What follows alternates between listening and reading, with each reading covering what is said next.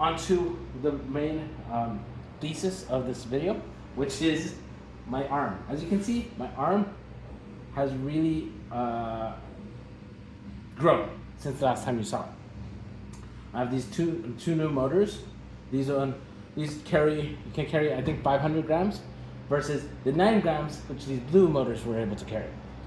So that's a huge upgrade. So now I have no fear of these guys holding the the arm. And you can see I've also created a bigger base. I've created a little housing for my motors. I've done some gluing of the motors. So there's no glue, like this motor is attached to this wall via command strips. I still love command strips. Command strips are awesome. However, there's still some gluing. So this right here is glued to this metal piece, which is glued to this popsicle stick. I believe, what is it? This command strip I think is glued to this piece over here. I know that this platform over here is glued to this motor down here.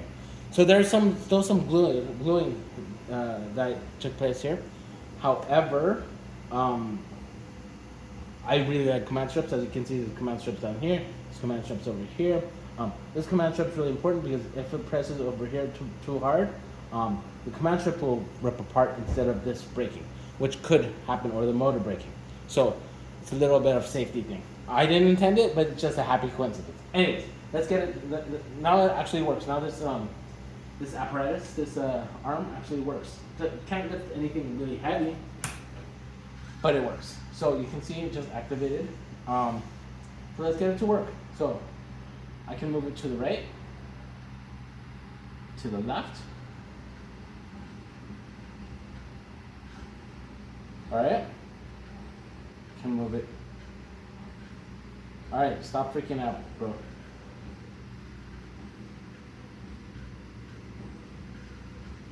Come on. All right. This is one thing I have to mess with the software, figure out what the heck is going on here. Stop it.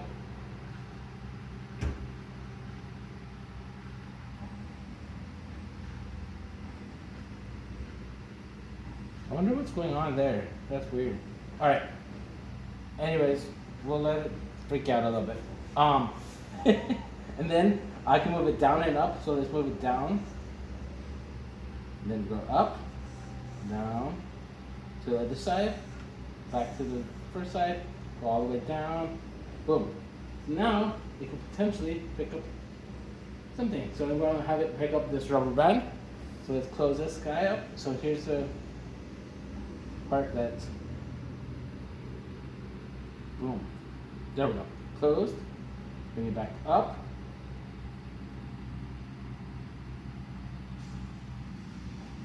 We're gonna move it right there. Oh no, that's why I put it back in.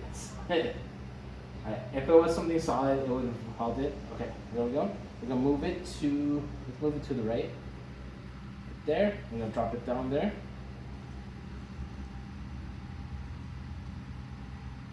Alright, right there. Drop it down there. Open that up. Oops. Went the wrong way. My bad. Alright, open it up. And then it would then drop it. There we go. Now I can close. Wait, let's bring it up actually a little bit.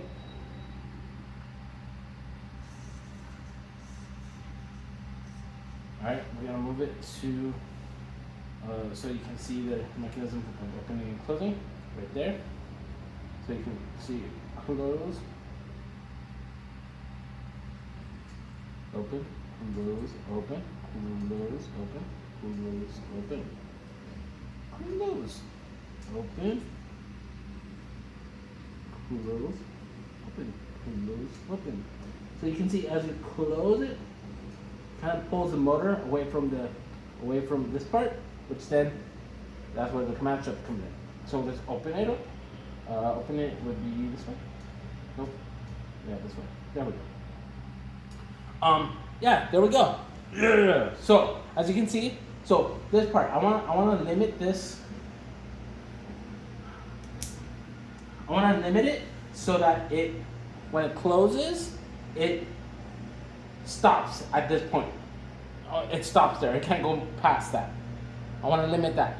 Second, I want to figure out what's going on with this thing, going right and left, why it freaked out a little bit. This guy, up and down works fine. As you can see, these guys, this works fine. But those are the two things I want to do. So next, I'll see you in front of some code. So here's the code. I put in those tags to remind myself which arm is which, and I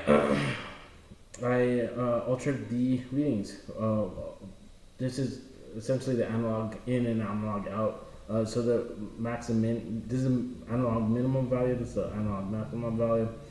I altered this one, and this is what I'm going to be converting them between 0 and 180. Ooh, that should have been,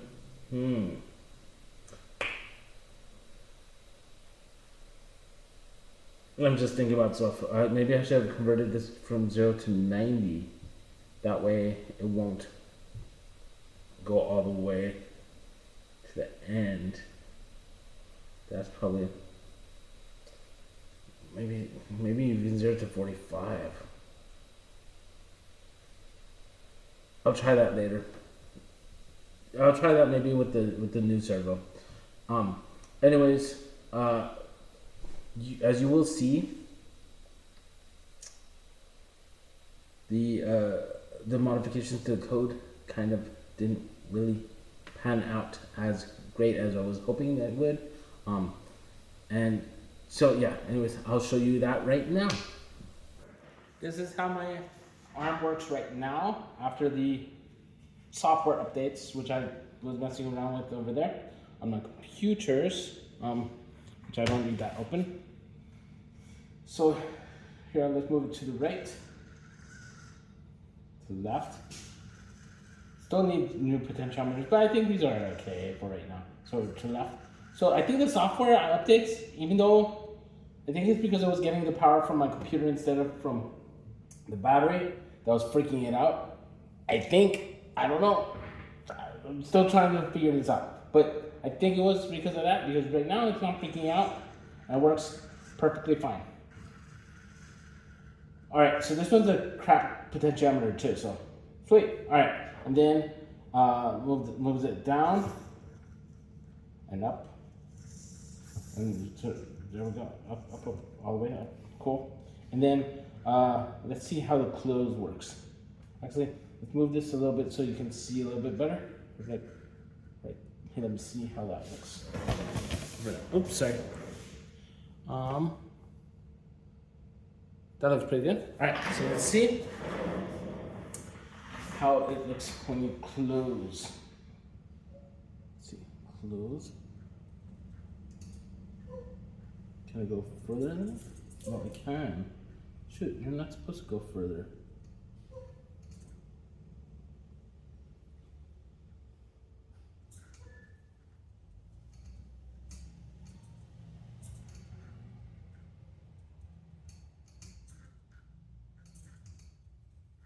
Okay. Oops, wrong one. I wanted to touch this one. I can mess with this one a little bit.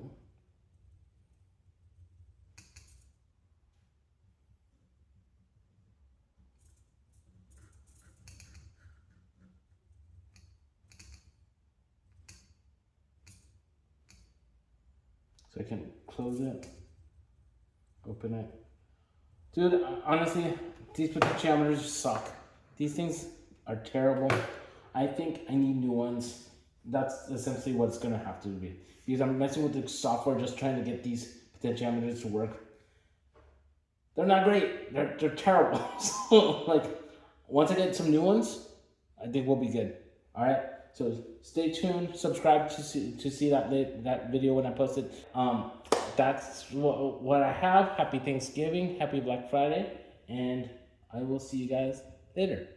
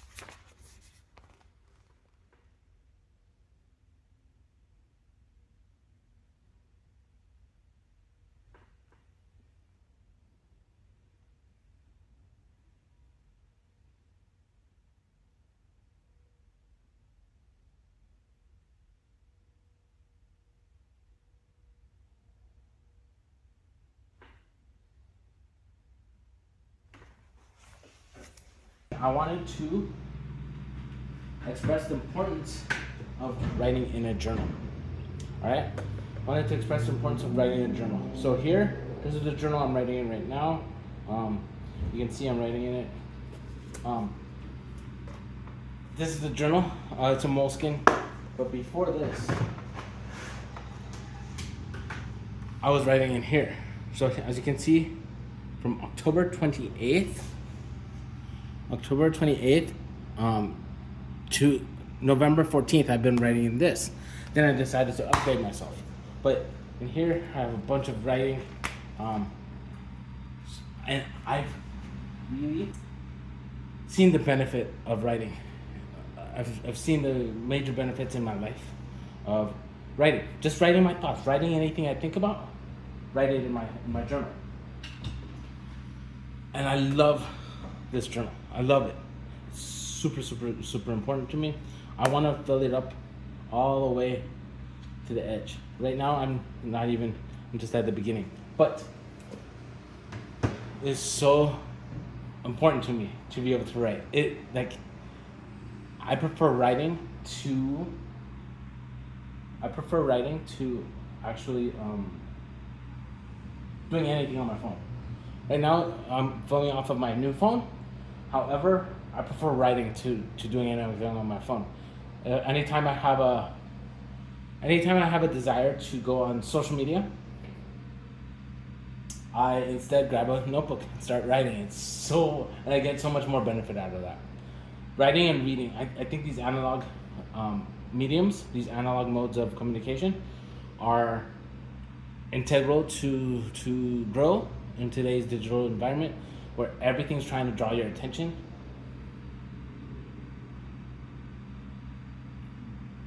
If you want to get away from that attention draw, pick up a notebook and start writing your thoughts. Write anything. It can help you understand your emotions, understand your mind and how your mind works, and help center you. And anyways, that's my spiel.